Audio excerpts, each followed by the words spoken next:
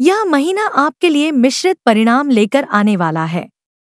विशेषकर आपको अपने करियर और अपने पारिवारिक जीवन में ध्यान देने की आवश्यकता पड़ेगी।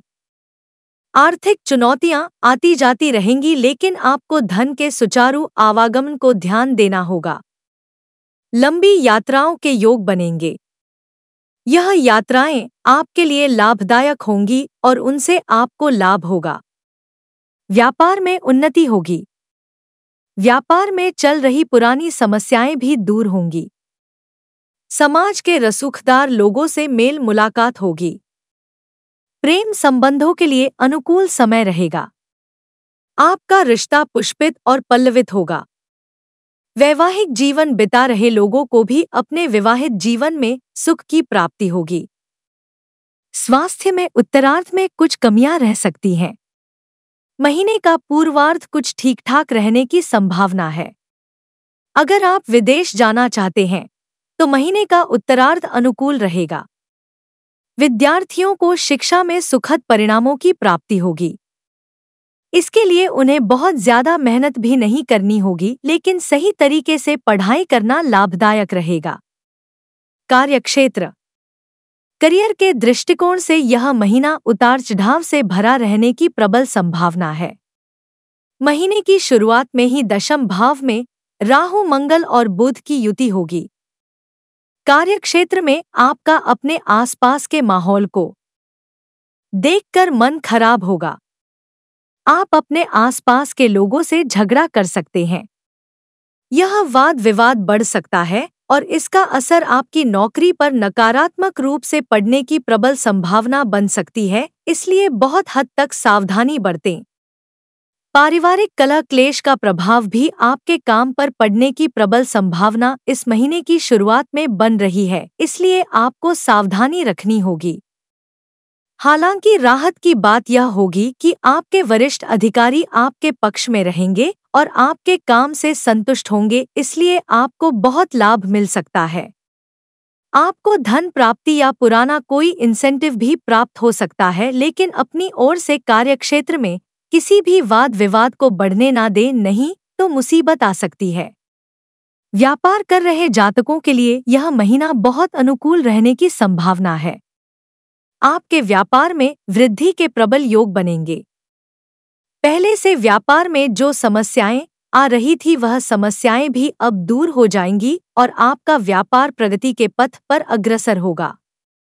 आपको समाज के रसूखदार और इज्जतदार लोगों का सहयोग मिलेगा।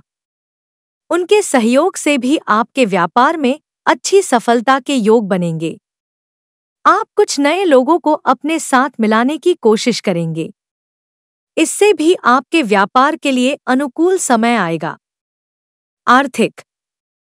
यदि आपकी आर्थिक स्थिति को देखा जाए तो महीने के शुरुआत अनुकूल रहेगी। एकादश भाव में बृहस्पति, शुक्र और उच्च राशि का सूर्य के कारण आर्थिक स्थिति प्रबल रूप से अनुकूल रहने की संभावना है। आपके पास एक से अधिक माध्यमों से धन आने के योग बनेंगे। व्यापार करते हैं तो व्यापार से भी धन वृद्धि होगी और नौकरी करते हैं तो नौकरी में भी किसी न किसी प्रकार का धन आपको प्राप्त हो सकता है। आपकी आर्थिक स्थिति बढ़िया होगी।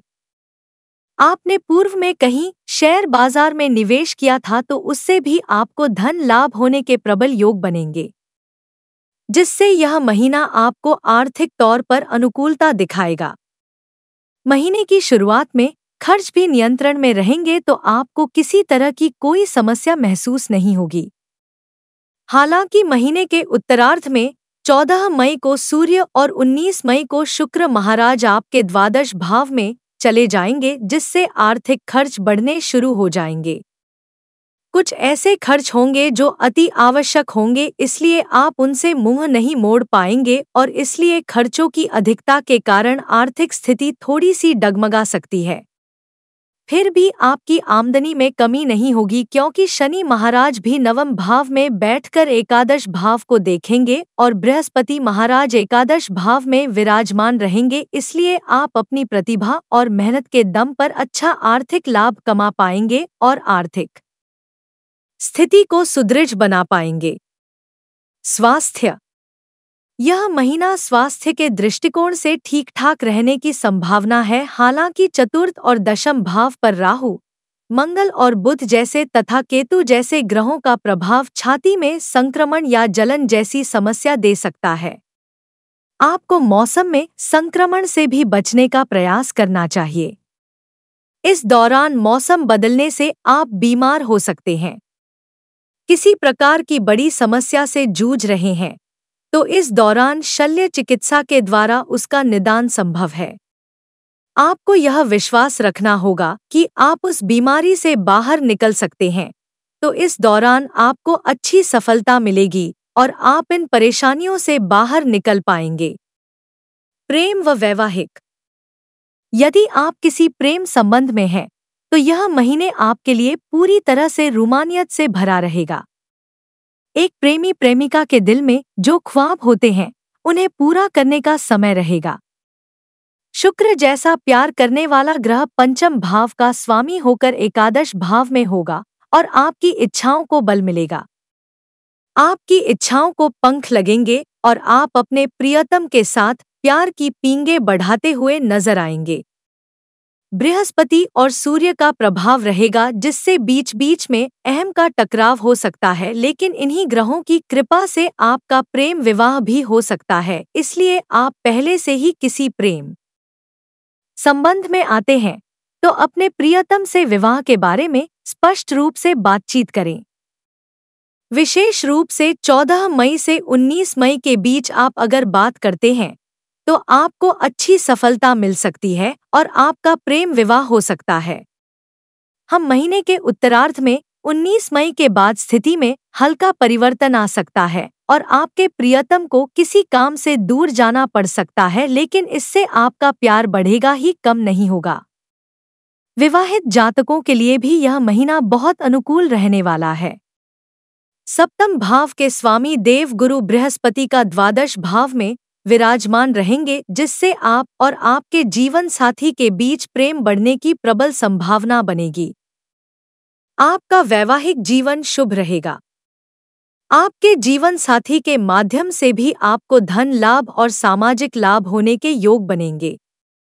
आपका आपसी सामंजस्य इतना बेहतर होगा कि आप अपने परिवार की चुनौतियों को दूर करने में मिलकर साथ देंगे, और यदि आप संतान प्राप्ति की इच्छा रखते हैं तो इस दौरान आपको कोई खुशखबरी भी मिल सकती है। पारिवारिक। यह महीना पारिवारिक तौर पर कुछ परेशानीजनक रहने की संभावना है।